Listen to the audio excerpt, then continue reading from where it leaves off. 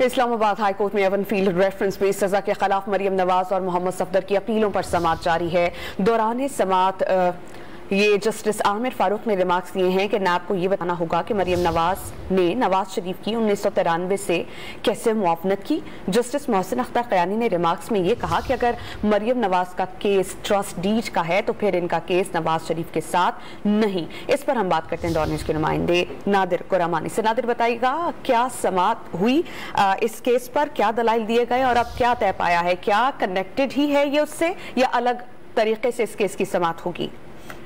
देखें, इस वक्त मरियम नवाज और कैप्टन रिटायर्ड सफदर की एवन फील्ड रेफरेंस में सजा के खिलाफ जो अपीलें हैं उस पर समाअत जारी है और इस समाअत के दौरान जो प्रोसिक्यूटर हैं उन्होंने भी अपने दलाइल दिए हैं और इस हवाले से उन्होंने अदालत को ये इत्तला की है कि यह अदालत इसी रेफरेंस में मरकजी मुल्जिम नवाज शरीफ की सजा के खिलाफ अपील मुस्तरद कर चुकी है और नैब का मौक़िफ़ है कि एहतसाब अदालत में 3 मुल्ज़मान के खिलाफ ट्रायल चला।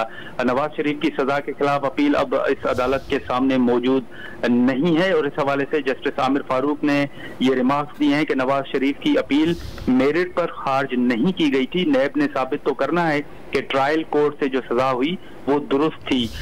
ये भी जस्टिस आमिर फारूक का कहना था कि ये तो नहीं हो सकता कि उनकी अपील खारिज हो गई तो तय हो गया कि सजा दुरुस्त थी। और इसके साथ साथ जस्टिस आमिर फारूक के ये भी रिमार्क्स थे कि सुप्रीम कोर्ट ने अक्सरियत से फैसला ये किया कि JIT बना दी जाए। इस हवाले से जो समाअत इस वक्त इस्लामाबाद हाई कोर्ट में जारी है उसमें जस्टिस मोहसिन अख्तर क़यानी के भी रिमार्क्स सामने आए हैं जिसमें उन्होंने कहा है कि सुप्रीम कोर्ट की किसी भी ऑब्जर्वेशन का नैब को कोई फायदा नहीं हो सकता। जो इल्जाम है वो तो नैब की फौजदारी कानून के तहत साबित करना होता है।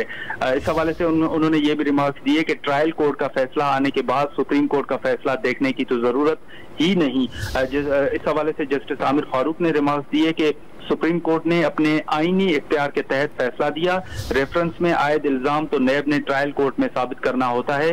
क्या नैब ने JIT के अलावा खुद भी कोई तफ्तीश की है? ये जो प्रोसिक्यूटर हैं उनसे भी सवाल किया गया है अदालत की जानिब से। और जस्टिस आमिर फारूक ने ये रिमार्क्स दिए कि क्या नैब ने गवाहों को उनके बयानात रिकॉर्ड करने के लिए तलब किया, जिस पर प्रोसिक्यूटर ने जवाब दिया कि नैब ने खुद से भी तफ्तीश की थी। जी, बहुत शुक्रिया नादिर, आपने अपडेट किया।